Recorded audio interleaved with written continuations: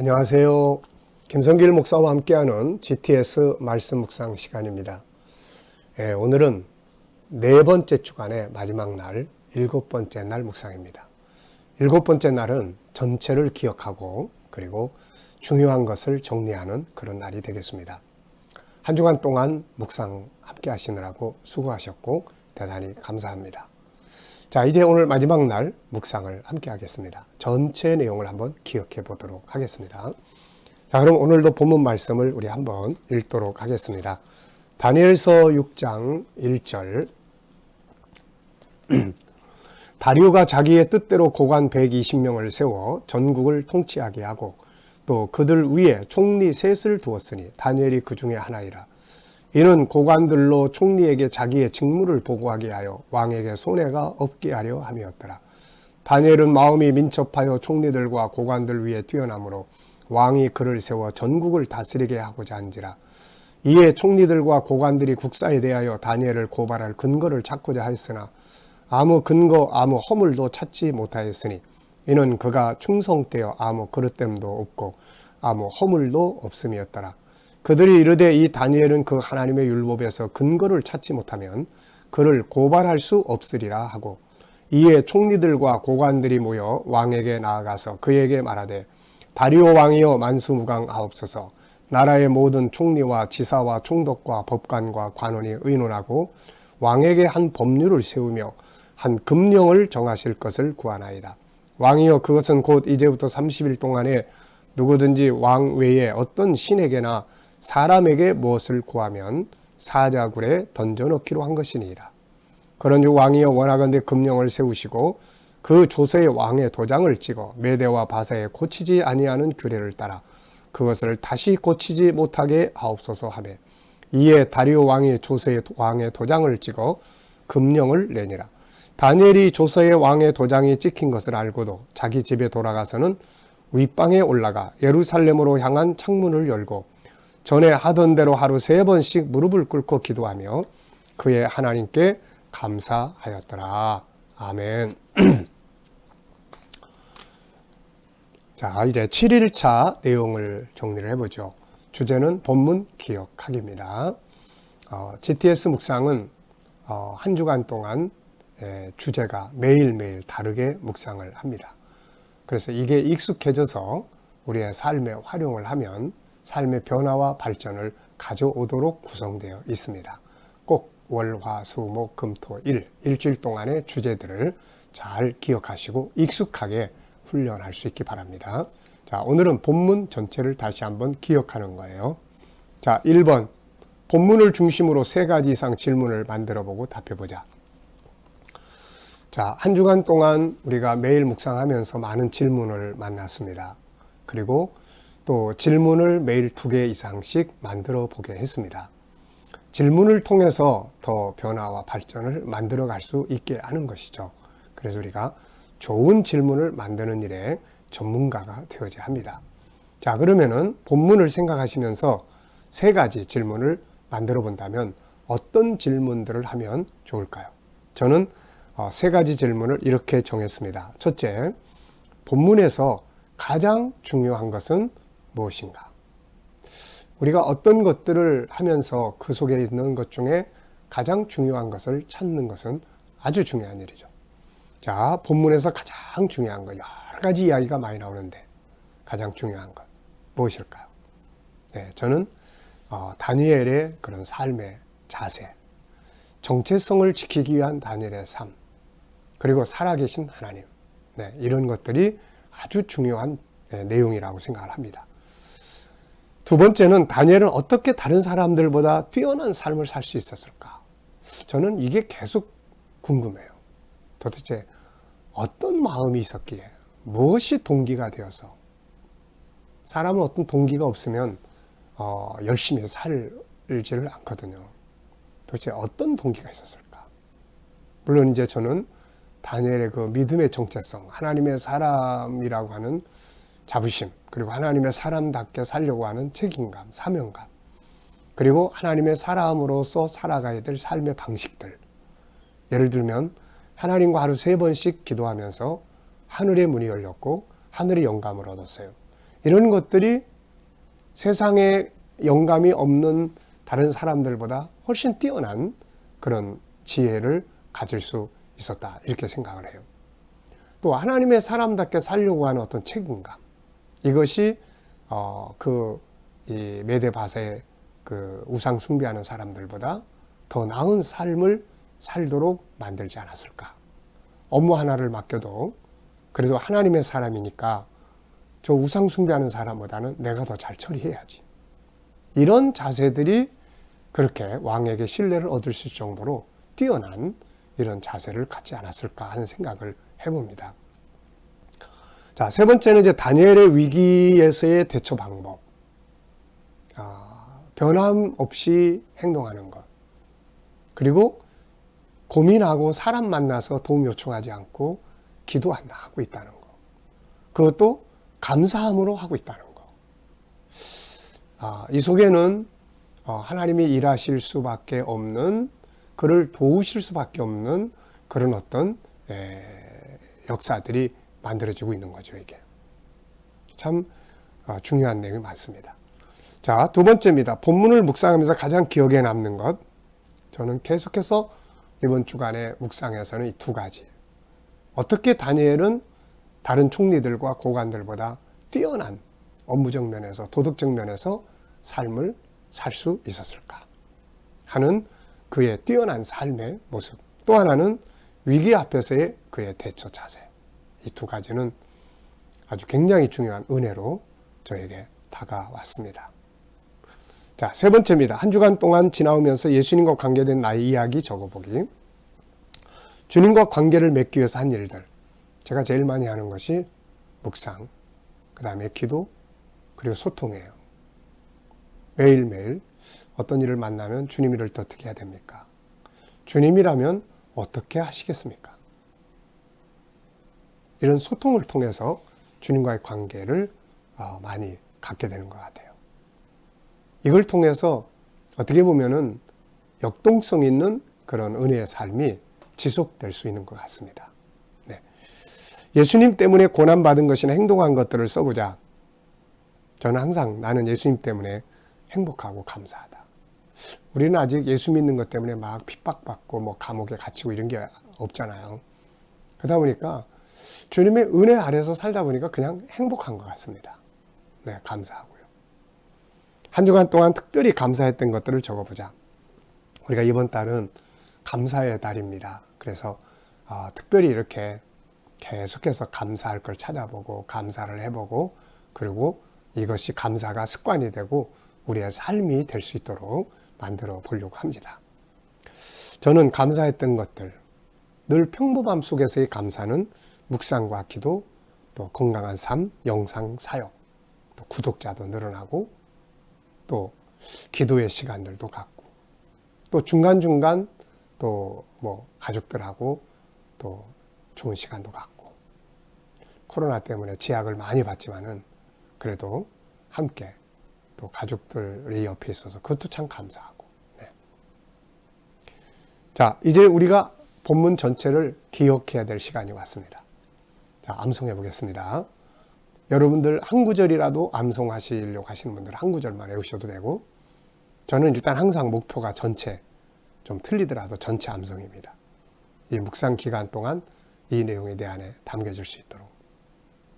자, 한번 암송을 같이 해보죠. 시작. 다리오 왕이 고관 120명을 세워 전국을 통치하게 하였고, 그 위에 총리 셋을 세웠는데 그 중에 한 사람이 다니엘이 한 사람이라. 이는 고관들로 하여금 총리에게 직무를 보고하게 하여 왕에게 손해가 없게 하려 함이었더라. 다니엘은 민첩하여 다른 고관 총리들과 고관들을 위해 뛰어나므로 왕이 그를 총리 셋 중에 그를 위에 세워서 전국을 다스리게 하고자 하였더라. 이에 총리들과 고관들이 다니엘을 직무로 고발하고자 하였으나 그에게 아무런 허물을 찾지 못하였으니, 이는 그가 충성되어 아무 근거, 아무 허물이 없었음이었더라. 이에 총리들과 고관들이 모여 의논하고 이르되 다니엘은 하나님의 율법 외에는 고발할 근거를 찾지 못하리라 하고, 이에 총리와 고관들이 왕 앞에 나아가 이르되 왕이여 만수무강하옵소서. 이제 나라의 총리와 지사와 총독과 법관과 관원들이 모여 의논하고 왕께서 한 법률을 세우고 법률을 세우고 금령을 선포하시기를 구하나이다. 그 내용은 앞으로 30일 동안 왕 외에 누구든지 다른 신에게나 사람에게 무엇을 구하면 사자굴 속에 던져 넣는 것입니다. 왕이여 이제 이 금령을 정하시고 왕의 조서에 왕의 도장을 찍어 메대와 바사에 변할 수 없는 규례대로 고칠 수 없게 하옵소서 하니 왕이 그의 조서에 왕의 도장을 찍어 금령을 선포하니라. 다니엘은 왕의 도장이 찍힌 것을, 금령에 왕의 도장이 찍힌 것을 알고도 집에 돌아가서는 윗방에 올라가 전에 하던 대로 하루 3번씩 예루살렘을 향하여 하나님께 기도하며 감사하였더라. 아멘. 네. 하나님 말씀을 외우고 묵상하는 것은 참 감사하고 행복한 일입니다. 우리가 이 GTS 묵상은 이 암송의 능력을 키워줘요. 한 구절이든지 한 단원이든지 전체든지 틀리더라도 문자 하나하나는 안 되더라도 내용의 흐름을 항상 이렇게 암송해 볼 수 있도록 우리가 훈련을 해 보시기 바랍니다. 그러면 이 말씀이 속에서 살아서 역사하거든요. 자, 오늘도 이제 소그룹 모임을 위한 과정 우리가 정리해 보죠. 1, 2, 3번 본문을 묵상하면서 느낀 점들은 뭔가? 본문을 묵상하면서 가장 중요하다고 생각되는 것은 무엇인가? 본문을 묵상하면서 받은 은혜들은 무엇인가? 이런 거 가정 모임이 됐든 또 소그룹 모임이 됐든 이렇게 함께 나누시고요. 내용 정리는 우리 구역 강사님이나 소그룹 리더자가 읽으시거나 다 같이 이렇게 읽어보시면 되겠습니다. 6장 전체는 다니엘에 대한 다리오 왕의 신뢰 그리고 시기 질투하는 사람들에 의해서 하나님을 섬긴다는 죄목으로 사자굴 속에 들어갔지만 하나님의 은혜로 구원을 받아 더욱 왕의 신뢰를 받게 된 다니엘의 모습이 기록되어 있다. 오늘 우리가 꼭 배워야 할 것이 다니엘 정신이다. 우리가 배워야 할 다니엘 정신은 다음과 같다. 첫째, 뛰어난 업무 능력과 흠없이 살았던 삶. 다니엘은 다른 사람들에 비해 뛰어난 업무 능력을 가지고 있었고 흠없이 살았던 사람이다. 본문에서는 그의 업무 능력이 민첩했다고 기록하고 있다. 민첩하다는 말은 일에 능란하고 재빠르다는 뜻이다. 그리고 흠을 찾을 수 없었다고 기록하고 있다. 아마도 그는 하나님의 사람으로서 자신의 정체성에 부끄럽지 않도록 살기 위해 더욱 공부하고 훈련하며 하늘의 영감을 가지고 일했던 것 같다. 오늘 우리 역시 이런 모습으로 살아야 한다. 그래서 하나님 믿는 사람이 더 낫다는 말을 들을 수 있어야 한다. 예수님은 너희는 세상의 소금이고 빛이다 이런 말씀하셨어요. 우리 예수 믿는 사람들이 어디 가든지 그래도 교회 다니는 사람이 더 나아. 그래도 예수 믿는 사람들이 더 나아. 이런 말을 꼭 들을 수 있도록 우리가 책임감 갖고 살면 그것이 우리의 업무의 능력이 되고 축복이 되게 되는 것이죠. 자, 두 번째는 신앙 때문에 핍박받는 건 복이다. 그를 시기 질투하는 사람들이 있었어요. 또 이 사람들이 만약에 다니엘을 시기 질투하지 않고 다니엘의 삶을 배웠다면 얼마나 좋았을까요? 다 잘 됐을 텐데 시기 질투하다가 나중에 자기들이 사자밥이 되고 말았잖아요. 자기들이 판 함정에 자기들이 빠져버리고 만 것입니다. 자, 다른 것으로는 흠을 잡을 수가 없어서 하나님 믿는 것 때문에 왕에게 고발을 하죠. 다시 말하면 오직 믿음 때문에 핍박을 받은 것입니다. 예수님은 주님을 위해 핍박받을 때 기뻐하라고 하셨어요. 만약 다른 것이 아닌 신앙 때문에 핍박을 받고 미움을 받는다면 우리는 오히려 감사해야 될 거예요. 상이 크기 때문에. 세 번째는 위기 앞에서도 변함없이 기도하는 다니엘. 다니엘은 하나님께 기도하면 사자굴 속에 들어가게 된다는 것을 알면서도 변함없이 기도 생활을 계속했습니다. 다니엘의 신앙은 환경과 상황에 영향을 받지 않았어요. 환경과 상황에 영향을 받지 않고 변함없이 하늘을 여는 다니엘의 모습을 우리가 꼭 배워야 합니다. 네 번째는 감사함으로 기도한 다니엘. 특별히 배워야 할 것은 그의 감사 기도입니다. 지금 사자굴 속에 들어가게 되는 위기 속에서 무엇이 감사했을까? 우리가 꼭 알아야 할 것은 아무리 어려운 일이라도 그 속에는 감사할 조건이 들어 있습니다. 원망할 조건만 찾지 말고 감사할 조건을 볼 수 있어야 하죠. 하나님은 감사하는 곳에서 일을 하시기 때문에 그렇습니다. 시편 50편 23절 다 기억하시죠? 감사로 제사를 드린 자가 나를 영화롭게 하나니 내가 그에게 나의 구원을 보이리라. 네. 감사는 하나님 일하시는 중요한 도구입니다. 다니엘의 감사 기도는 사자굴 속에서 건짐을 받는 기적을 만들었습니다. 어떤 상황에서도 감사의 조건을 찾아 감사해보자. 자, 본 내용을 정리하면서 느끼는 것은 무엇입니까? 지금 나의 상황에서 감사할 제목들은 무엇인가? 그리고 이제 중보기도, 그리고 폐회 이렇게 하시면 되겠습니다. 한 주간 동안 묵상 함께 하셔서 감사하고 이제 내일부터 5째 주간의 묵상이 시작이 됩니다. 묵상과 함께 주시는 주의 은혜를 기대하면서 이번 주간 묵상을 마치도록 하겠습니다. 기도하겠습니다. 하나님 아버지 감사합니다. 한 주간 동안 다니엘의 삶을 묵상하면서 많은 은혜들을 누리게 하심을 감사합니다.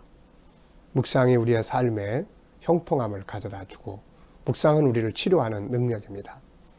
앞으로도 우리 모두가 다 묵상에 익숙하게 훈련되어지도록 은혜 베풀어 주시옵소서.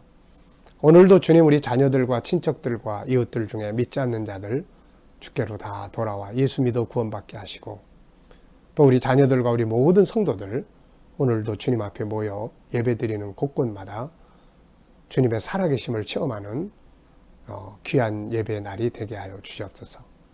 또 저들의 가정과 직장과 사업장마다 은혜 베풀어 주시고 저들의 가진 꿈과 비전들이 주 안에서 다 이루어지게 하시며 치료받는 성도들에게는 치유의 능력이 강하게 역사하여 주셔서 모든 질병으로부터 자쾌하여 주시옵소서.